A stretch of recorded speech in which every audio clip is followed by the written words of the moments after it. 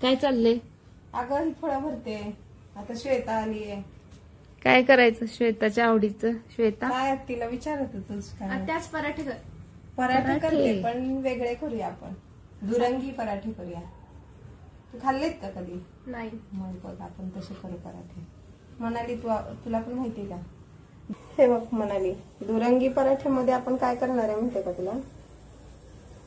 हे गाजर, टोमॅटो, लसूण ह्याची पेस्ट करून घेतली. एक गाजर, एक टोमॅटो ह्याची पेस्ट करून घेतली. मोठं होतं जरा गाजर, मोठा होता टोमॅटो.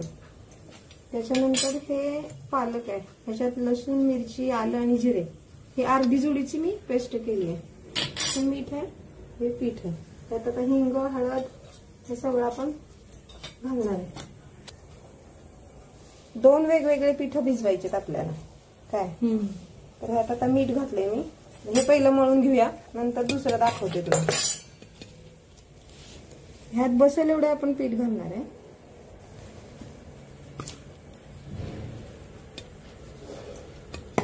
साधारण मी 2-2.5 पळ्या घातल्या.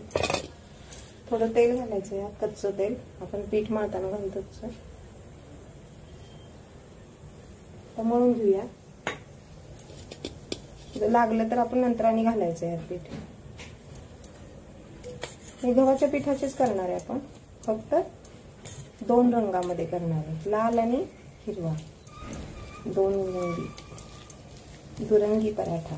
पौष्टिक पण, त्याला जोडीला चटणी पण करायची आहे. दही चटणी. हा हिरवा रंगाचा पिठाचा आपण तयार केलेत. हे टोमॅटो प्युरी, नंतर गाजर, लसूण आणि जिरे एवढं यात घातलंय. आता यात मीठ घालते मी.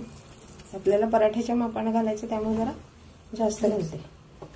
हे मिरची पूड घालणार आहे. एकात मिरची घातली आणि एकात मिरची पूड घातली. हळद थोडी घालायची, थोडी हिंग. एवढं बास आहे याला. आता ह्याच्यामध्ये बसेल एवढं आपण पीठ मळून तयार करणार आहे.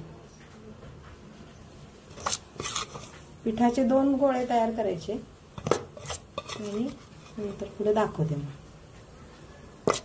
घालायचंय. पहिल्या पिठात पण आपण घातलं होतं.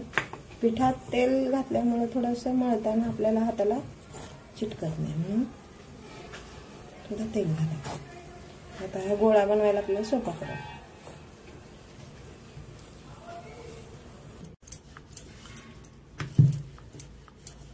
हे एक म्हणाली कसे छान दिसतात ना श्वेता, बघितलंस का? पराठे बघ 2 कलरचे. आणि आता भाज्या खूप असतात का नाही मार्केटला, असं वेगवेगळ्या भाज्या घालून पराठे करायचे. मस्त झाले की नाही? छोटे छोटे केले चालतात. तव्यातलं ताटात है की नाही श्वेता? हा पोरी मला दमवत आहेत. रोज खायला पाहिजे असतं वेगवेगळं. मदत पण करतात पण आता काय नवीन नवीन खायला मिळतंय. छान झालेत पराठे.